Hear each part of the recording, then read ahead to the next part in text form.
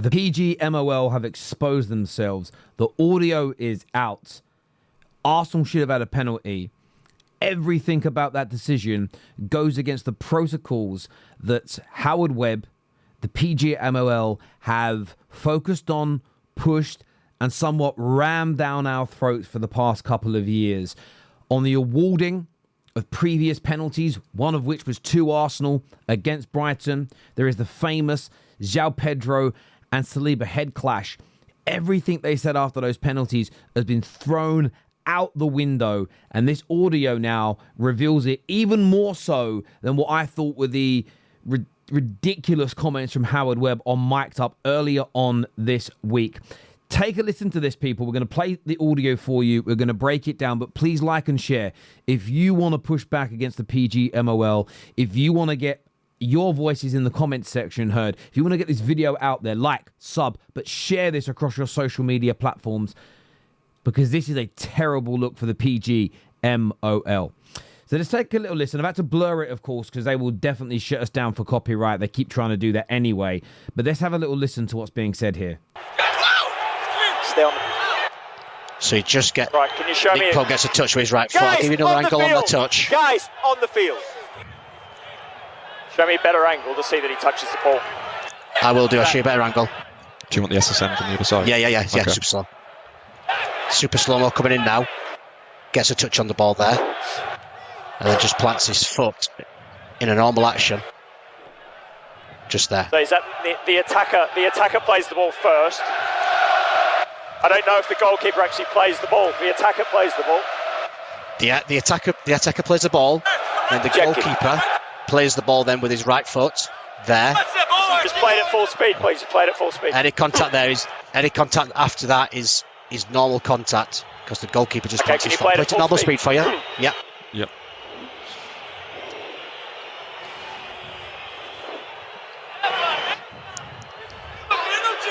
Okay. So I'm seeing the goalkeeper get a toe to the ball first prior to making contact. Okay. Agree. What's the process? So after review, the goalkeeper plays the ball, there's no foul. Final decision, we drop ball. So you heard that there. You heard the breakdown. You're all going to have your views. You're all going to have your opinions on this. But what I found really almost quite chilling, in fact, what I found really worrying about this, listening to it, was the element that Gerard Gillett literally applied Howard Webb's own logic. When you look at what Howard Webb said after the Lamptey penalty on Gabriel Jesus, if you go back and look at the comments he made after Saliba on João Pedro, two high-profile situations that were on Mic'd Up, that had huge debate, that football fans looked at, he followed it. Darren England, the VAR, in that video, is very forceful, very much pushing. Every time Gillett makes a remark like, I'm not quite seeing it, what am I looking for? I'm alluding to what he's sort of implying here. It's very forceful. There is a touch. The foot is planted. He's explaining it to him. Now, this whole process, and this is what people don't understand.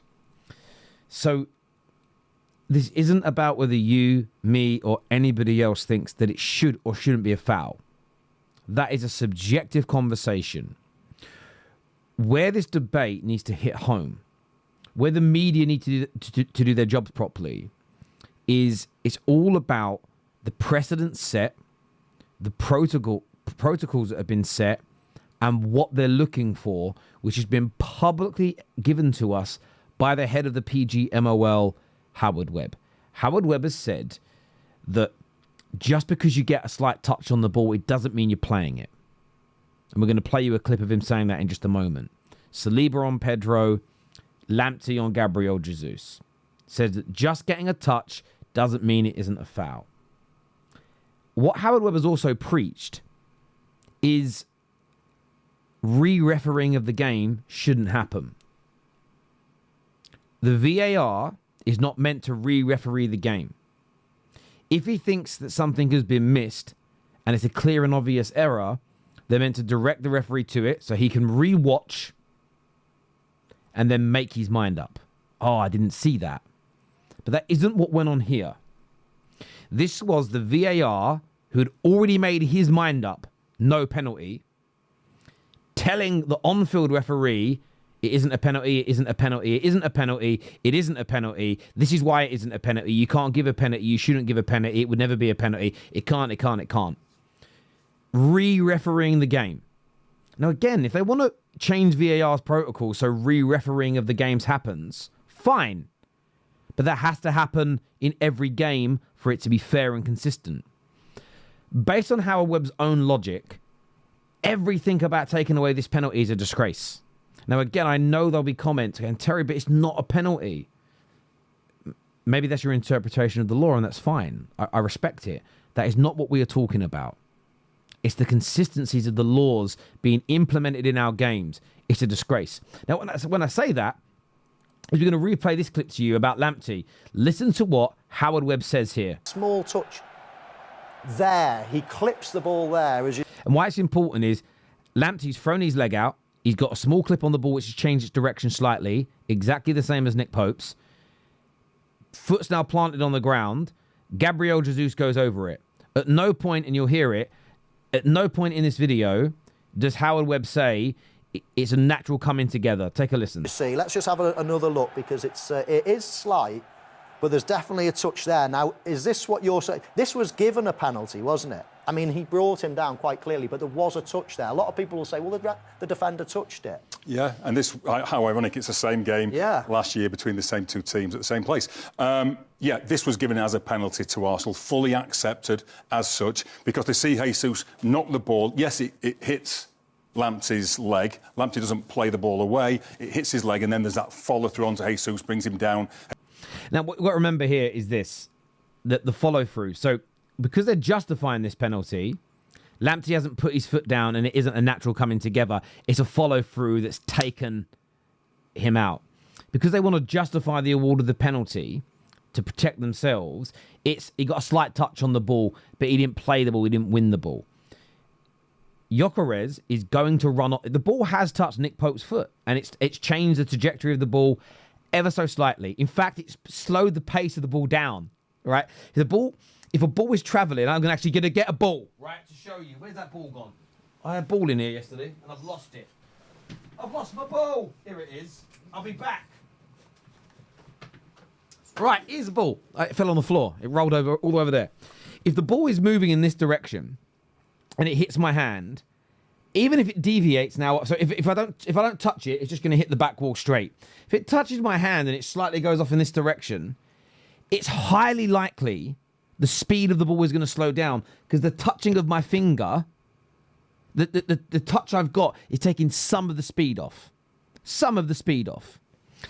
And so from my point of view, the ball has barely changed trajectory. The pace of the ball has slowed down. Gyökeres is attempting to jump over the leg that has ever so slightly played this ball. Yes, the foot's planted after the attempted tackle has been made. But I bet if we went and found footage of tackles where fouls have been given, lots of times the ball might have been slightly clipped, then the foot's planted, and then there's contact and they're given. But the wording from Howard Webb is the complete and utter opposite. Because in both these situations, he's justifying the mistakes that have been made. Now, you may think it's not a penalty because there's a touch, and that's fine. I agree with that. This is where it becomes confusing for people and hard to follow. It's not about whether I think it's a pen or you think it's a pen. You have the Gabriel Jesus situation. You have the one we've just showed you with Lamptey. What PGMOL, what Howard Webb has said for 2 to 3 years solid, is slight touches of the ball. If you're not winning the ball, maintaining possession, or stopping an attack. So, if Nick Pope's touch speeds the ball up and is flying off for a corner or flying out for a throw-in, and then there's contact, I'd say no foul, because that is clearly winning the ball, or at the very least, dispossessing your opponents. But Gyökeres, if he doesn't make contact with the leg, is going to go round him. He's going to go round him. If you're sizing a man up in the middle of the pitch and you knock a ball past him, you're trying to take him on, and it clips his toe, clips his shin, and you're going to beat him, but the leg that he's put out in an attempt to stop you is now in his way, and he goes over your leg, Fouls are always given. They're never not given. And the biggest egregious here, which I think Arsenal Football Club should take seriously, I think Arsenal Football Club and every football club in England should be writing a letter to the PGMOL over, is why is Darren England re-refereeing the game? If you actually listen to a lot of other VAR clips, very, very different approach, very, very different way of conducting themselves. This is an absolute disgrace. And I've got to say this in quotations because they keep threatening to sue me. But in my opinion, okay, what I am hearing when I'm listening to what I believe to be the excuses, my personal opinion, I've got to say this right. My personal opinion is that in these excuses they're giving, all I'm really hearing is, we cheated Arsenal, but we can't admit it. We screwed over Arsenal, but we've got to save face. This is what I believe. This is what I feel like I'm hearing. And they've done this to Liverpool. They've done this to Wolves. They've done it to Man United. They've done this to Manchester City. I don't believe it is club specific. They're just, in my personal opinion, incompetent. They speak out of both sides of their mouths, and they are snakes in the grass and not to be trusted.